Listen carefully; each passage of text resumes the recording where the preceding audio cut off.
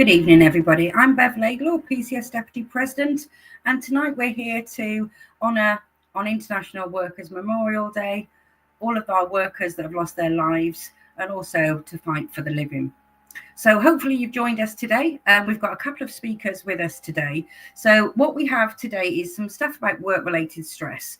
We also know that this is one of the biggest reasons why people are off work within the union and within our workplaces. So we've got a couple of people presenting some information for you today. So first of all, we've got Rachel, and she's going to be talking around what is work-related stress. And then we've got Paula around risk assessments, and then Joe finally to talk about some cases and also some question and answers from yourselves. So what we need to do first of all, though, is in honoured tradition is have a minute silence. So what we would like to do today is have the minute silence in remembrance for all of those workers that have lost their lives. So I am going to start now. So if you are here, please honour that minute silence with us. Thank you.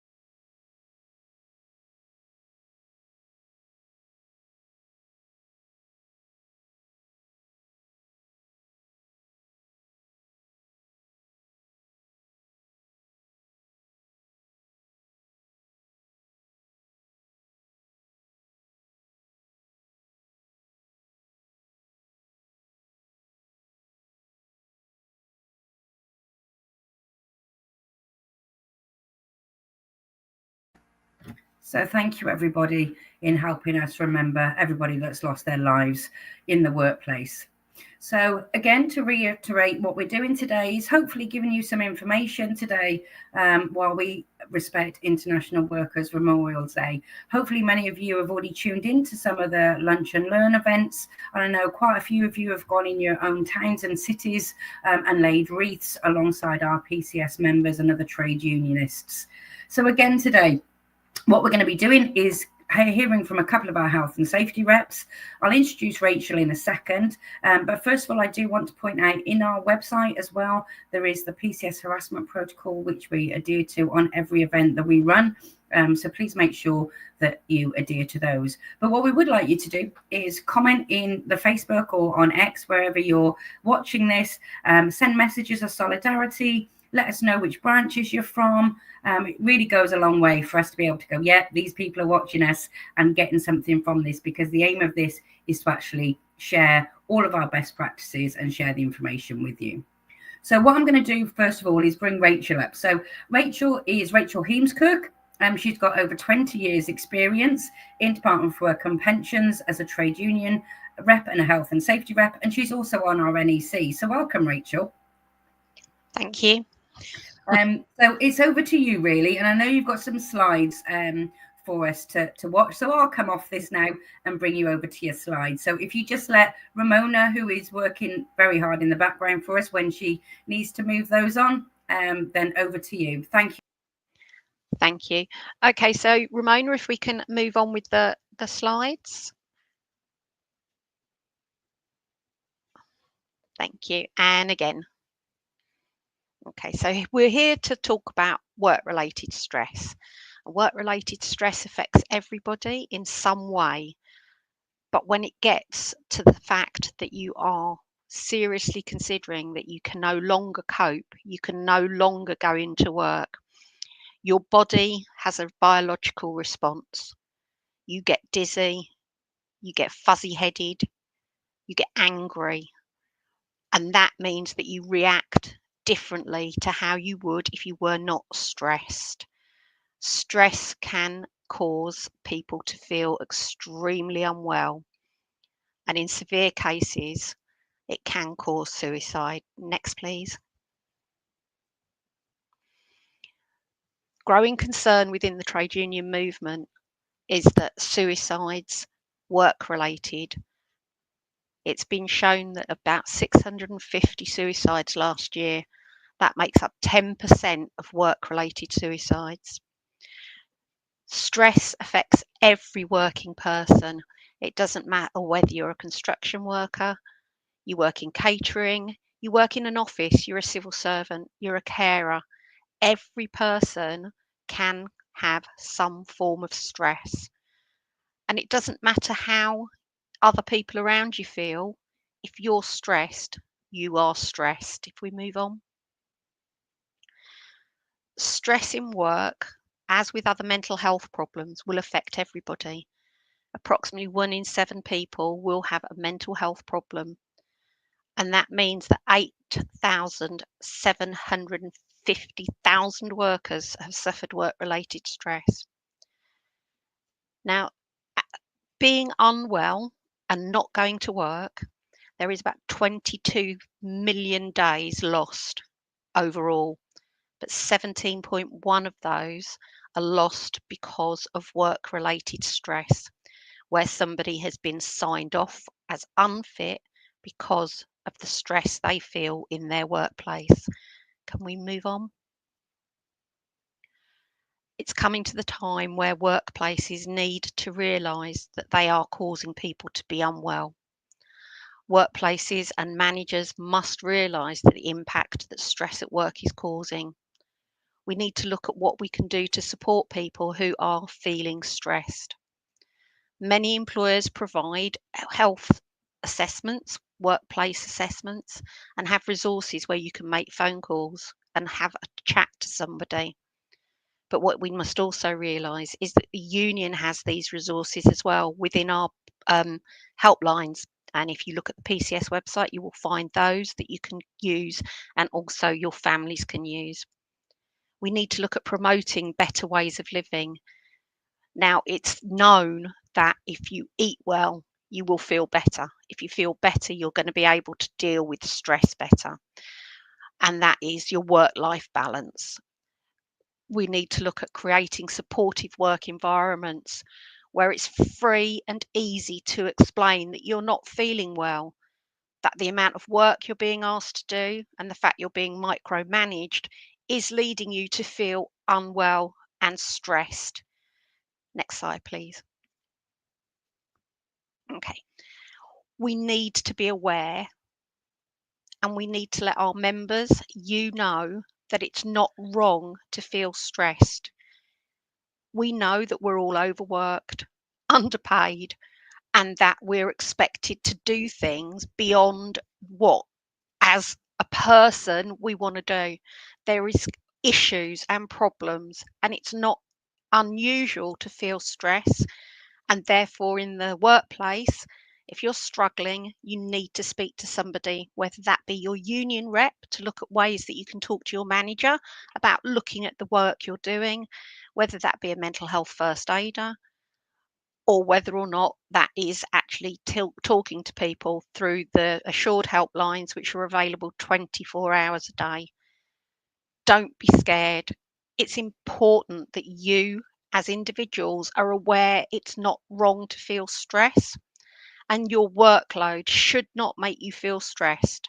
Your workload should be what you can do in your working day without taking it home at the end of the day or without doing extra hours that you're not being paid for. Next slide. So to mitigate stress, we need to look at why we're feeling stressed, determine what those factors are, and discuss through how we can stop those affecting us in an adverse way. We all must realise that there is some stress we all need, but we don't need adverse stress. We don't need those psychological issues, the scaredness, the wish to run, the wish to hide. They're not what we're here to do. We're here to work and identify the stressors that cause those problems. Next slide. Okay, so we're going to look at in a minute more aspects of what the work risk assessment is and how to do it. And that will come after me and Bev have sat and you've asked a few questions and we've seen how we feel. So let's bring Bev back and see if anyone's got any questions for her. Thanks, Rachel. That was really, really useful. I haven't got any questions in the Facebook points so far, so I thought I'd ask you a couple of questions and be a bit cheeky. But before I do, the only comment we have had in the comments is obviously crediting, obviously when we started this call, and we all say it, don't we, on International Workers' Memorial Day, that we remember the dead and fight for the living. So somebody has asked me to remind all of you out there that this saying has come from Mary Mother Jones. And if you don't know who she is, go and Google her.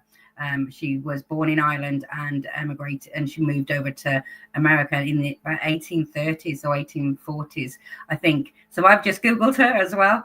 So all of you go and have a look at and look her up, because I think it's worth remembering that she coined this phrase, and it's a phrase that we all believe in and share.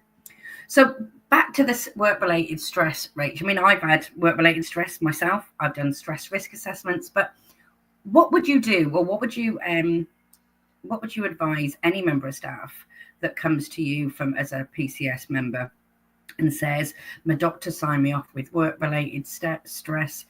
How do I report that? Right, you report it as if it was an accident at work. Many departments now have various forms, and one will allow you to report directly work-related stress. If you're unable to do it because you're not at work and you can't access your computer, your union rep can do it on your behalf. And it's important that we do that because they need to be recorded. We need to have a record of how long people are off with work-related stress.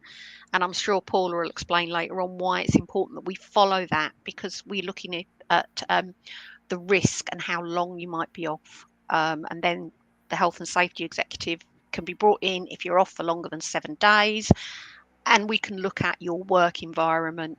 But it's really, really important that those things are recorded through that accident reporting system. Cheers. Thanks, Rachel. I know in my own in DWP, it's on what we call SOARs. It's like computerized. So again, if you don't know where yours in and you're watching this, please contact your branch, your local rep. If not, contact somebody within your region or in your group. Then what we can do is make sure that we get back to you on any of those. So, Rachel, what do you think in where we work in DWP then? Where do you think the most work-related stress comes from? I've heard it's from either micromanagement or from overloading of work, things like that. But obviously, we represent everybody, don't we, across all the whole PCS. So we're not always DWP, but I think it's common across most workplaces. So what's the most ones you come across? Yeah, I think it is the workload. And that's wherever in the civil service you work. It's the amount of work you're expected to do, the amount of cases within DWP that you're supposed to have as a case manager, the number of people you're expected to deal with on a daily basis. In call centres, it's those phone calls, never having a minute to breathe. If you spend too long on your break, where have you been? You go to lunch late, but you're not allowed to come back late. It is that micromanagement, the fact that you're always being watched. And I think quite a few areas have the telephone systems where you have to log in, log out, log what you're doing, and I just think it is micromanagement and the lack of ability to have autonomy over your own working day and decide when you want to go to the loo, when you want a cup of tea, when you want lunch. And I think that I just think that's terrible, and it is a cause of stress for a lot of people. So most of the time what we do is work-related stress will go down as an illness or anything else like that. And obviously a lot of people, it will be part of their condition that might fall under the Equality Act. Some people it won't if it's not part of their ongoing conditions. What would you say to somebody, for example, that said a health and safety rep shouldn't be representing somebody on work-related stress, it should be a trade union rep, because sometimes we don't always have two hats on, do we? But a lot of the time is, for me, health and safety comes into everything, staffing, everything, doesn't it? So is that where you would come in from a health and safety rep's perspective? Yeah, I think as a health and safety rep is a rep. They're just a specialist in the health and safety aspect.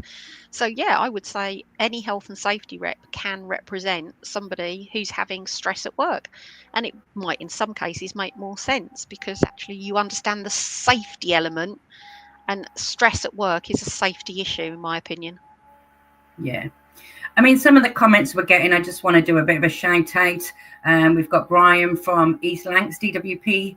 He's obviously put a comment on, and sorry to hear that you lost a good friend to a workplace accident, to Brian. But hopefully some of this we can make sure that we don't have work-related stress in our workplaces. And Gabriella's, she's also a rep, and she had no idea the HSE could be brought in for work-related stress if you're off for 7 days. Can you talk us through that program process and how reps can sort of like look at that? And I presume we're looking at the riddle, because if it's a reportable thing. So would you be able to give us a very brief overview of riddle? Do you know, are you able to do that? Paula might be better, but I'll say a little bit and then Paula can augment it when she comes in, because you know it's more her area of work. But once somebody has been off sick for 7 days due to a work-related accident, there must be an investigation, and that should involve HSE. Their website is really good on how to do that, and I'm sure Paula can expand on that. And I know Paula's sort of like I said, normal stress isn't a riddle reportable, so I would just check everybody out there, check on the health and safety executive website. But riddle is normally for work related stuff, so I think we should be looking at it, even if it's not, maybe it's one of our campaigns that if it's work related, because you can have work related deaths that are to do with work related stress, and that would be something I presume we would look in. And so I've got shout outs coming in. I've got Kathy Darkey, and her connection keeps dropping out. And I'm going to apologise now because mine keeps dropping out. So if I do freeze on anyone, I'm sorry about that, because my internet's not brilliant today either. Okay. So is there anything else you can think of, Rach, that either members of staff, or our members that are reps as well, any further advice? My key one is talk to somebody. But yeah. Definitely. Talk to somebody. Use the employer assist things that your employers have got for you, but also use the helplines that are in the union's website. Don't struggle without talking to someone. Speak to your union reps, speak to your health and safety reps, speak to your mental health first aiders. A lot of us are all of those things. So, you know, speak to somebody, please. Don't just sit and think, oh, I don't know what to do, I don't know who to speak to. Even if you just start saying a few words, a conversation will begin from that. And I think it's really hard, isn't it? Because if you've been off with work-related stress and it's not been reported, you come back and you have to report it yourself, which, as you said previously, your line manager can report it for you. They can do that on your behalf, or your rep. I think it's really hard. And most workplaces nowadays, on your day one back in the workplace, you'll have like a welcome back discussion where you're sort of like supposed to be told of everything that you've missed while you've been off.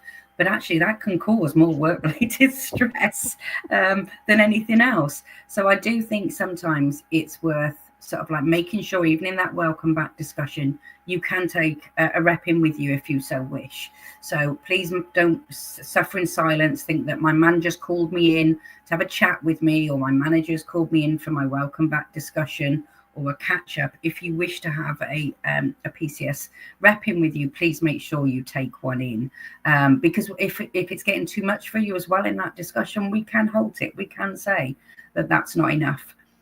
One of the things I think we need to do, and Kathy's just mentioned it in the Facebook Live as well, is around removing the stigma. We're all human. We all need help, as Kathy said at the bottom there. We all need help at some points, don't we? And I think it's really, really important that people speak out about this, because there's so many people who either have mental health as an ongoing condition, or this is the first time they've suffered from any mental health condition with it being work related. And it's a case of making sure that you tell somebody. If you don't feel comfortable speaking to your line manager, speak to somebody else, speak to your health and safety reps, but also make sure that you get the support. And one of the things you can do, you can ask for a phased return back into work. I think that's one of the most important things to do when you've been off work with work-related stress. I also know that some departments, and I'm not sure if you know, Rach, for yours, some departments have disability leave. So that if it is come under the Equality Act, you don't have to take more of your paid sick time, because all of us have got less and less terms and conditions nowadays. So some people only have 1 month's full paid if they've only been here a year. And so that's really hard to manage, isn't it? What's your view on disability leave and whether we should be having it or not?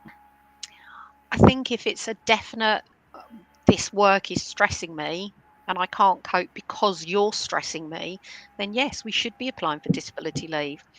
And we should be fighting for it for our members, because, as you say, lack of pay will just add to the stress that someone's causing or feeling.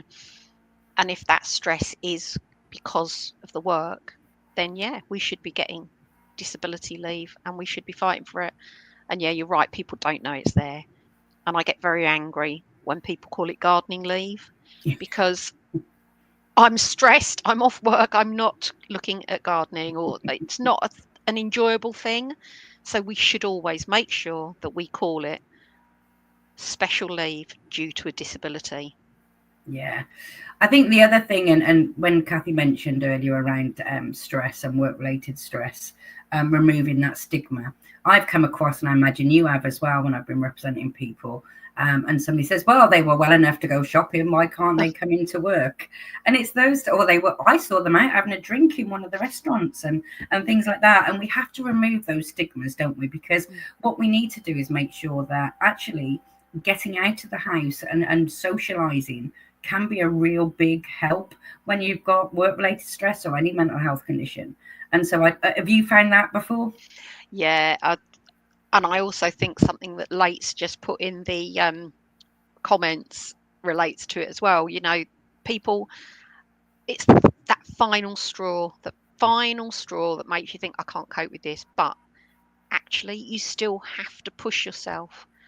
And in pushing yourself to go shopping, in pushing yourself to put petrol in the car, people don't realise what a face someone is putting on just to do that.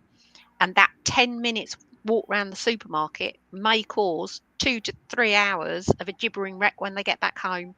So I think it's really important that we don't stigma somebody, because actually they're trying, and actually life is difficult for them. But it is that final bit, the work bit, that we're going to need to help them overcome and get them back. And as you say, part-time medical grounds, changing job role. I mean, we have a lot of issues within the DWP about face-to-face and not wanting to be face-to-face and telephone work. But actually, if that's what's needed, that's what we have to make sure we're doing for that individual to get them back into the workplace. I mean, job carving is something that we really aren't very good at in the civil service. And as union reps, we need to start thinking more about, well, actually, what bits of the job can someone do and what bits of the job could someone else do while they're doing their bit? So I think it's something that we do need to get our heads around. Thanks, Rach. And I think also going along with that is the working from home, isn't it? Because obviously, well, me and you we don't have that choice. We're 100% in the office, but a lot of other people, it's 40%, and they're being made to come into 60%. And that could be affecting their stress levels as well, and be work-related stress. And obviously, as you said around the comments around how would you suggest reps handle objections from the employer? My first instinct is to make sure your GP writes on your fit note. Even if you are fit for work, you can say that you are fit for work with reasonable adjustments, but you can put work-related stress on that fit note and make sure your doctor does do that. And it could be that you've got stress or distress in your personal life, has been commented in the comments, but because of the lack of control, the demand, and all the other things individual stress risk assessment would look at, that is what's causing the work-related stress. So what I'm going to do now is, and thank you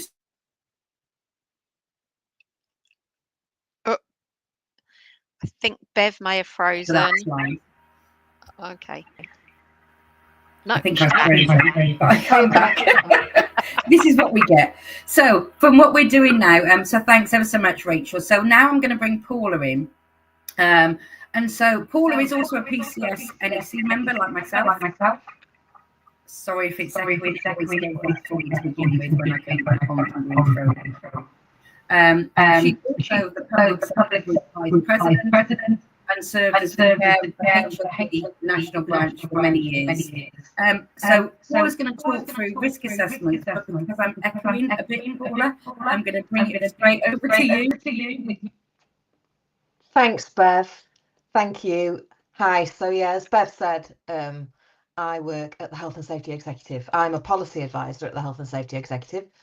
I'm not necessarily an expert on all things HSE, but I have certainly worked in the area around first aid at work, and we work on the same team.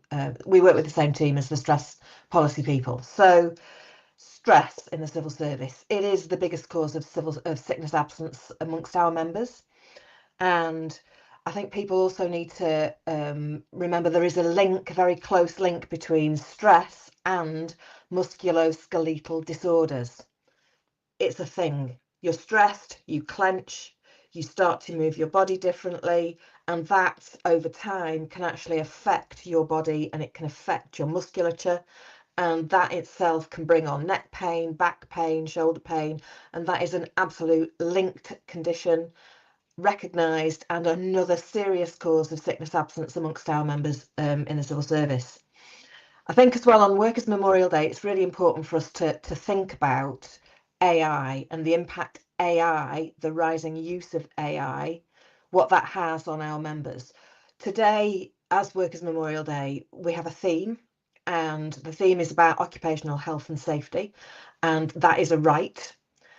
But what we've wanted to do as well is focus on AI and how AI and the intensification of work, the increased monitoring of work, and the increased surveillance actually impacts on people's mental health. And pressure is one thing, but too much pressure is what leads to stress, and stress is what can make you ill.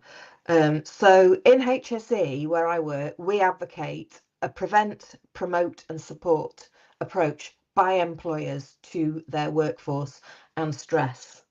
So if you can bring up the slides now, that would be really great, because what I'm going to do is I'm going to talk about when creating a healthier workplace, what do employers need to do?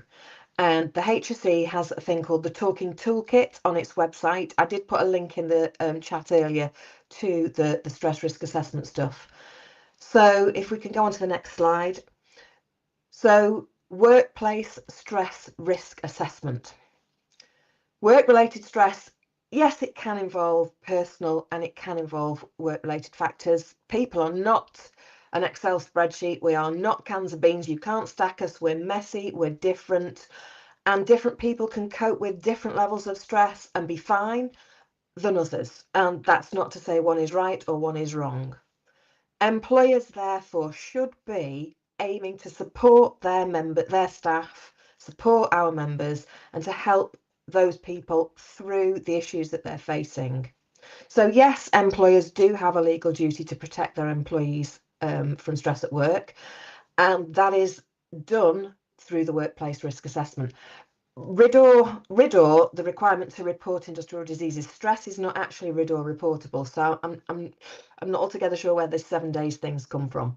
But a workplace stress risk assessment. So if we can move on to the next slide, please. The first thing to do is talk to your line manager, and I know this can be difficult, but if you are going to have any hope of getting protection at work, ultimately, as a rep, what I want to do is help the person deal with the issue they've got. I do not want them to end up facing an employment tribunal because they've been dismissed because of the stress, and that's led to absence management. So reporting your stress is the first thing you can do to help prevent that outcome. And in the civil service, most employers have signed up to using the HSE stress risk assessment tool, and that's based around the 6 management standards. So there's a free guide which HSE produced, that's on its website, and that will help you and your manager and your rep develop your individual action plan. So the stress risk assessment process is actually designed to support you, to help you stay in work or to bring you back to work if you've had sickness absence. If you can move on to the next slide, that'd be great, thank you. So the 6 management standards, here's a summary of them. Demands, as Bev mentioned earlier, that includes issues to do with your workload, your work patterns and the work environment that you happen to work in. Control, how much control do you have over the work that you do? Do you have a say in what you do? Do you have a say in how you do your work? Support, that includes what support's available to you from your department, from your management colleagues. And then relationships, what is the working environment like? Do you have positive relationships at work? Are you dealing with any conflict? Are you dealing with any bullying or harassment? And then role, do you understand your role both within the organisation and what you're expected to deliver? Do you have conflicting demands and priorities put upon you? So role, another key aspect to look at as part of the management standards. And then change, how is organisational change managed, both in the big picture and both for you personally? Those 6 different standards then form the basis of doing your workplace risk assessment. So if we can move on to the next slide. What I would say is people can do an individual workplace stress risk assessment, and an employer can also do a team workplace stress risk assessment. So actually I did run one of these in my own team in HSE when we were going through a big change at work. And actually some people found it a bit hard to open up, but once you open up and you start having an honest conversation and you start exchanging experiences, that does help deal with the stigma issue that Rachel and Bev talked about earlier. There's no shame in feeling stress. I have been off sick with stress caused through work, and I'm quite open and honest about it. I think people need to understand that it is a real thing. It is something that absolutely you should report through your accident reporting systems in work. And as Rachel and Bev said before, the more data the union has access to through those accident forms, the more it helps us argue and negotiate with the employer around putting proper systems in place. So the workplace stress risk assessment shouldn't be something done to you by anybody. It's something that you can lead, you can take control of and use it to your benefit. So if we move to the next slide, please. I wanted to just put on here some of the questions then that you ought to be having a conversation with your manager about for each of the different stress management standards. I'm not going to read through those all, and if people are interested, the PowerPoint presentation can certainly be emailed round afterwards. I have an email address, it's paulab@pcs.org.uk, and if you want to, paulab@pcs.org. If you want to email me, I can certainly email this out to you to help you both as individuals and if you are a rep. So demand, are you able to cope with all the demands of your job?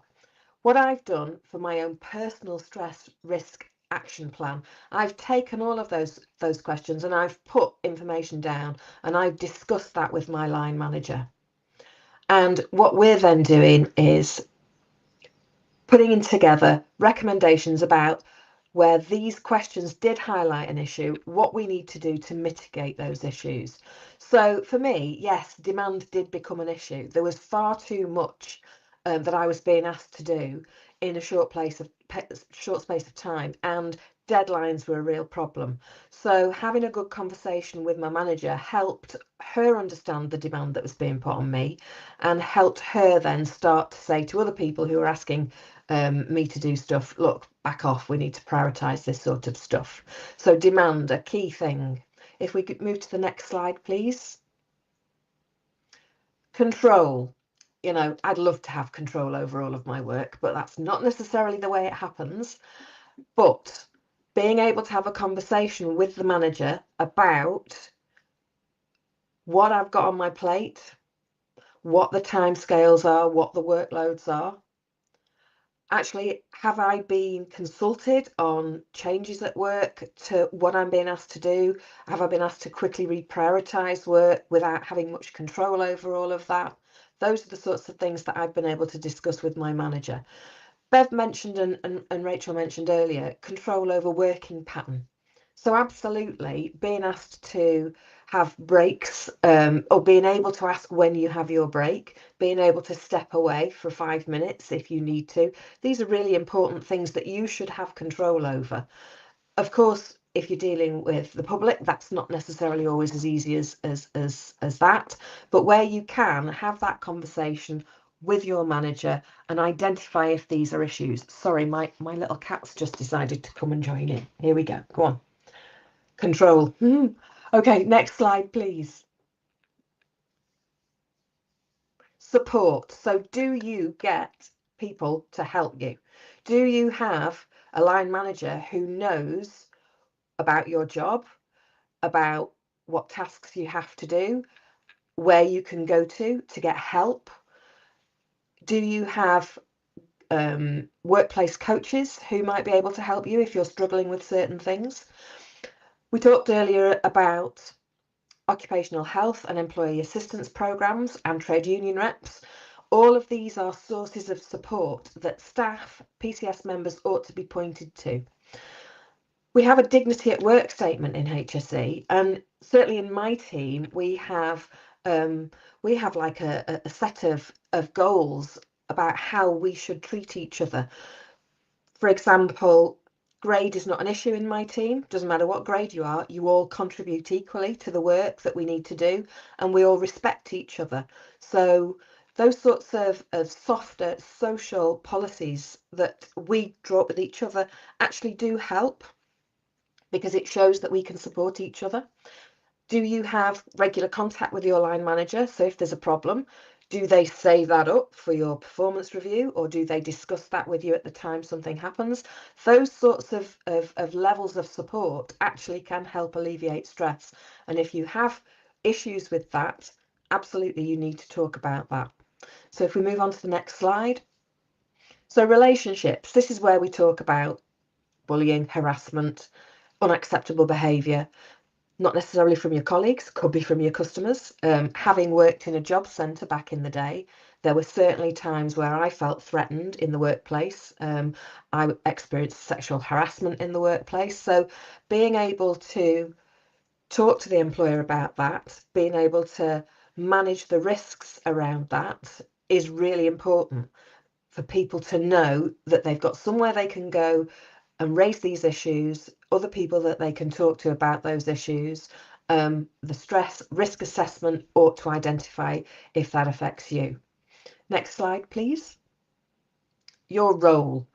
So like I said before, knowing what your role covers, knowing the context of what you deliver in the wider organisation, knowing what your priorities are, having a decent performance management report with smart key work objectives that actually do take account of the amount of time you need to work to deliver the ask on you.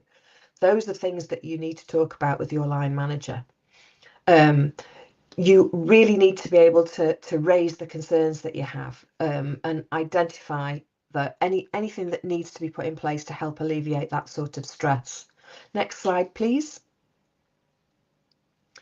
And the last one, change. So when organisational change takes place, the best way for an employer to bring the people that works for it along is to talk about the change, have timely information about the change, explain the reasons why, and allow you to actually influence the change. You need to be able to influence change. So that's just a quick run through then of the sorts of questions you should be asking as part of a stress risk assessment. So promote, prevent and support are embedded through all of those question sets. And what I've done is I've for my own individual stress risk assessment, have taken each of those questions, put it into a chart, and then had a conversation with the line manager. And then the next thing that you absolutely need to do is put in place plans about how you're going to mitigate. Who is going to make the mitigation? Is it you? Is it the line manager? Are you going to have a coach, a buddy put in place to help you answer the issues that you've raised when you've gone through this set of questions? And then you also need to put in place a timeline for reviewing. And it's no good doing it, once every 6 months. You need to regularly review this, because if stress does not get addressed quickly, it can turn into chronic health conditions. So, for example, going through a particularly stressful time myself, I have now got a condition called gastritis. And gastritis is, honestly, it's not just about not being able to eat certain foods. It can cause chronic pain. So when I'm going through a chronic pain session, I can't eat, I can't sleep, I can barely move, I certainly can't work. So the longer stress goes on, the more likely you are to start to suffer from chronic conditions. So you really need to tackle that as soon as you can. I really recommend facing up to it and talking it through with your line manager, because casework, we're going to come on to casework in a bit. I've dealt with a number of members who have suffered from workplace stress. We know that they've gone off sick because they suffer from workplace stress.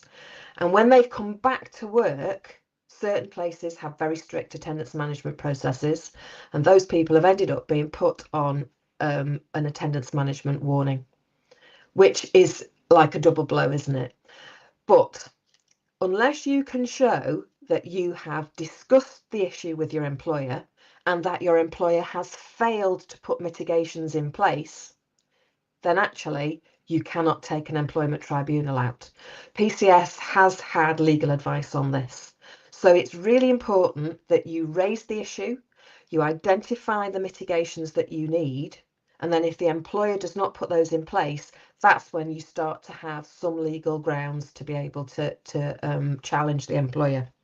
So ask for help, get training. And this is an important point for line managers. Line managers are often stressed themselves, dealing with the stress of their staff. They've got managers above them putting more stress on their backs, and that can be a really tough place to be.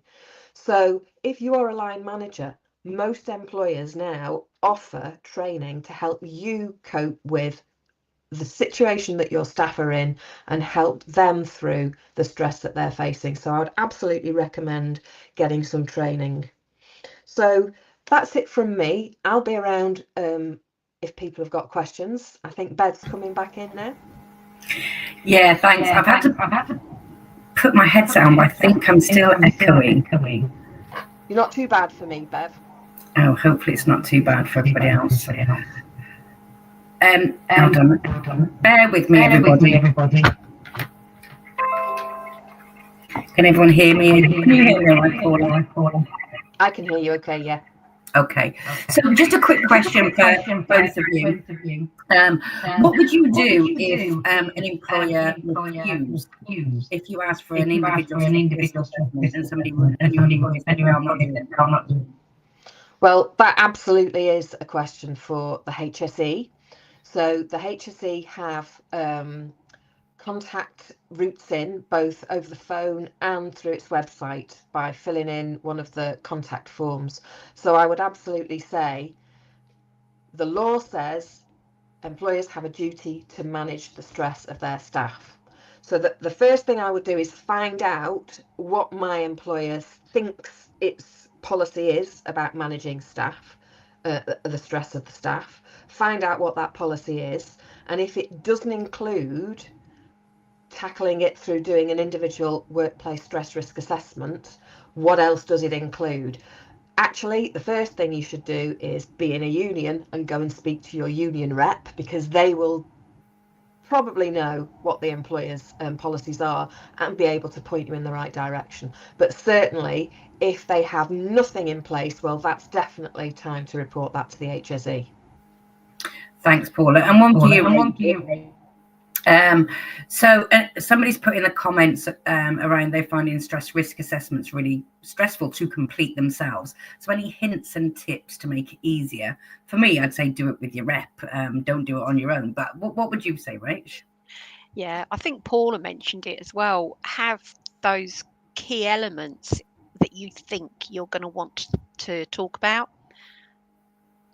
Don't do it all at once. Maybe arrange 2 or 3 sessions with your rep to sit down and go through it, because doing that document in one hit is quite upsetting, quite difficult. So I'd break it down, but I'd definitely do it with a rep. And if that's not possible because the rep's not close enough to you, I'm a great believer in some of our mental health first aiders. A lot of union reps are mental health first aiders, and they might actually find it easier to get time to sit with you on a longer term basis using their mental health first aiders time as opposed to their union rep time. But definitely sit down with somebody else and talk through it and let them scribble while the individual who needs it doing is filling it in.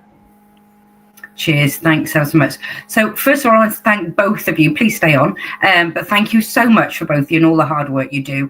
And I know being part of that Health and Safety Advisory Committee isn't easy. We do a lot of work in there. And thank you every day for what you do in your workplaces and on behalf of all of our members on the NEC as well. So big thank you to both of you. So what I'm going to do next, so we'll say goodbye to Paula and Rach for a few minutes, is just before we end up today, is I want to bring Joe in. So Joe Dale is Vice Chair of the MHCLG National Branch, but he's also a local health and safety rep. So thanks ever so much for joining us, Joe. I just wanted to sort of pick your brains a little bit. So if you've got a case where you've represented a member that's had work-related stress, and if you could just talk us through that, what you did, how you supported them, and any good outcome if we managed to get one, that would be brilliant if you could for us. Yeah, no, thanks, Bev, and thanks to Paul and Rachel as well for their contributions so far. So I'll give a couple of examples of cases that I've had where work-related stress has been a major factor. So on one of them, there was a proposed reorganisation of work. There was an engagement team who did lots of work with particularly angry and upset external stakeholders because of the nature of the work that team did. The work was organised in such a way that multiple members of staff would go as part of the running of these external events. And there was a proposal from management to reduce that to one member from the team and potential volunteers from other teams who previously had sat in on the meetings and things like that to get a sense of what they were like, but weren't part of how the meetings were run. So the member came to me because they, as a rep, because they were concerned about this. But I also recognised that there were clear health and safety issues as part of this as well.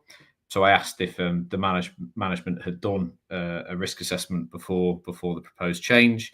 They had, but having been through it, there were no psychosocial hazards identified.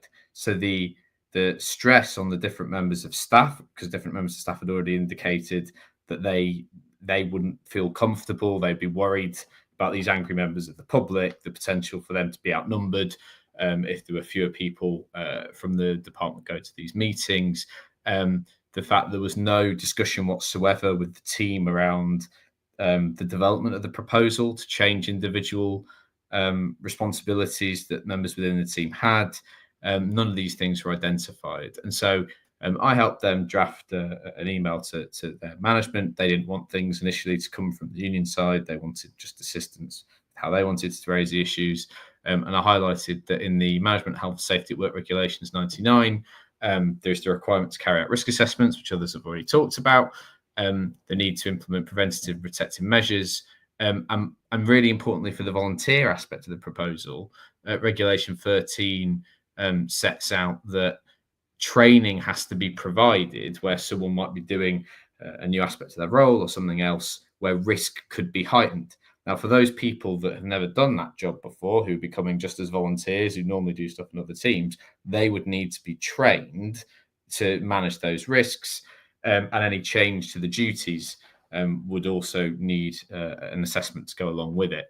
I highlighted the management standards, the HSE management standards for managing work-related stress that Paula mentioned just before as well, and highlighted that control, as was discussed, is an important part.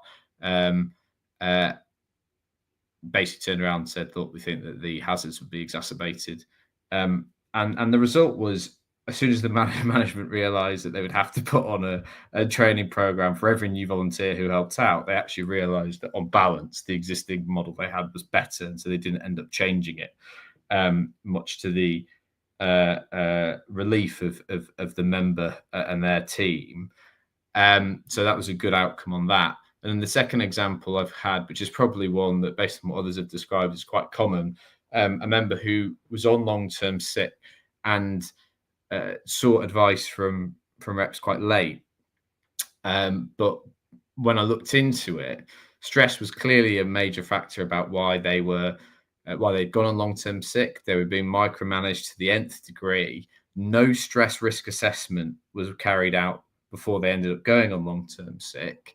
And in representing them, again, highlighted the management standards, asked how work was organised in the team, managed to get a stress reduction plan in place ahead of their return, and reasonable adjustments as well because of a link between the work-related stress and clinical anxiety that they had.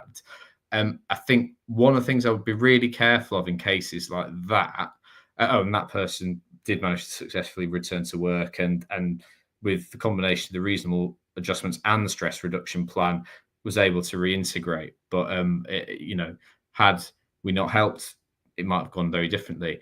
I think the interaction between work-related stress, external sources of stress not from work, and any interactions with disabilities such as anxiety and depression have to be considered separately. So in as much as there will be always an interaction between them, I'd always advise reps to think about making sure it's very clear what each of the different sources is, because that really affects what your different levers might be in terms of where health and safety legislation might be useful, where the Equality Act might be useful, and also, not allow management, because I have seen this, try and argue that, well, the real reason that person went off is because they had all these issues in their personal life.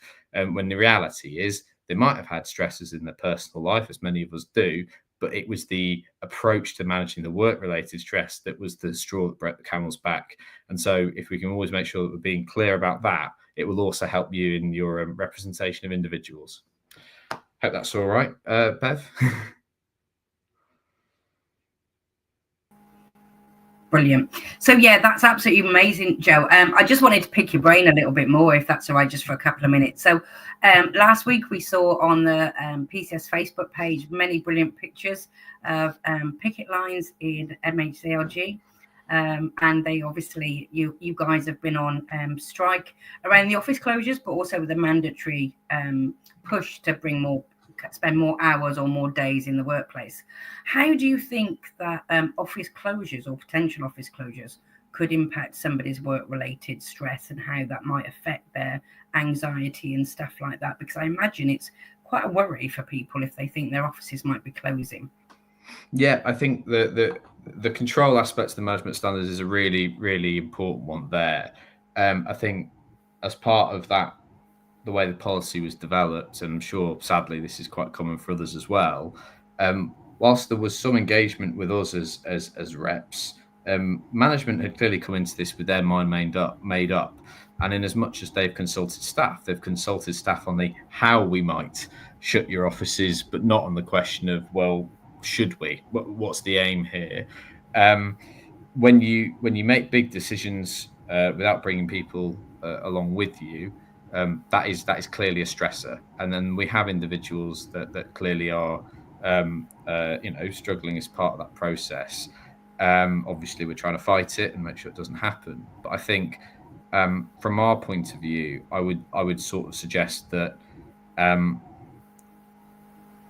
how decisions are made, how decisions are communicated, and whether there are any mitigations that can be helpful are definitely the way to go. One of the things we did get management to do, or at least to admit, is that if for any individual it would be unreasonable for them to travel to an alternative office, which would be further away, and working from home would be unsuitable for them, then they would look at the potential for office space in the existing locations, which obviously shows that this is, if they know that they would potentially have to do it for equalities reasons and in relation to work-related stress, then it just shows that actually we should push more broadly on the principle of the thing. But yeah. Thanks ever so much, Joan. I think it's going to be an interesting one to watch around the office closures, especially as I said, work-related stress. And I know that you're also fighting around the mandatory attendance in the office. I have 100% working in the office. I don't get a choice.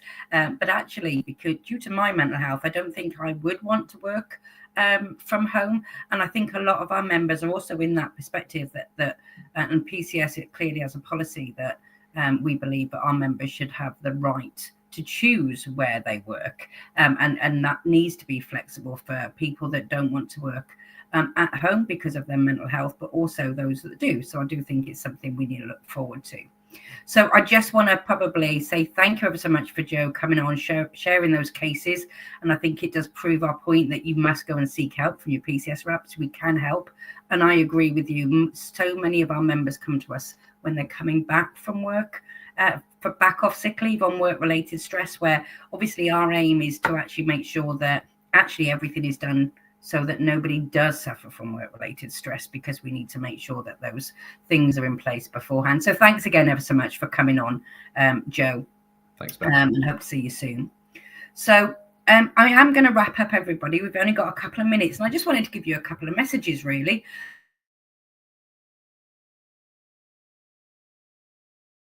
HCLG that have been on strike recently, and all of our members up and down PCS that are taking action at the moment.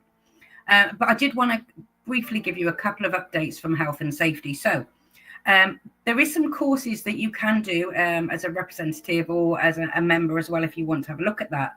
So if you have a look online on the PCS Academy booklet, you'll find 2 different short courses. So one of them is around mental health in the workplace, and the other one is around tackling stress as a trade union issue. So you can have those as just one-day events, or you can start looking at the branch learning fund and see whether you could just do it by your branch or twin up with some other branches if you wanted to as well.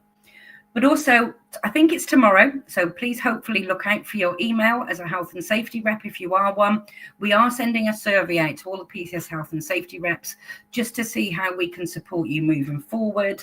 We've also got our health and safety new part of the PCS website. So if you go onto the PCS website and you just look at, if you click on I need help, there's a health and safety page. But inside there for reps, if you click, it's actually in knowledge now. So it's once you've logged in, we have a health and safety toolkit we've been building and sharing. And so we're trying to put as many tools on there as possible that will help you as a health and safety rep to do your role in the workplaces.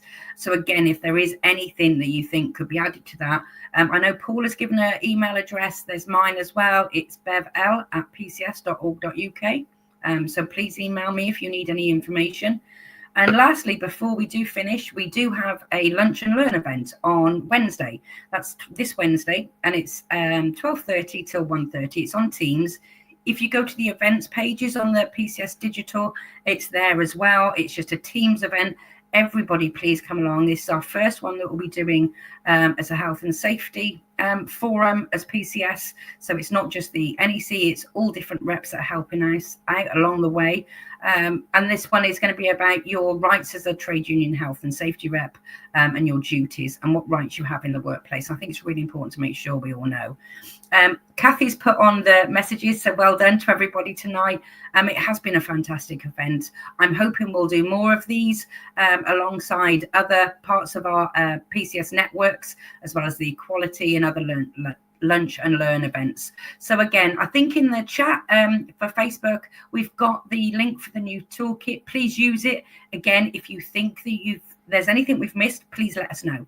So I just want to say thank you ever so much for watching. If you want to share this as widely as possible, that will really support the Health and Safety Network as well. So good evening, and thank you all for listening.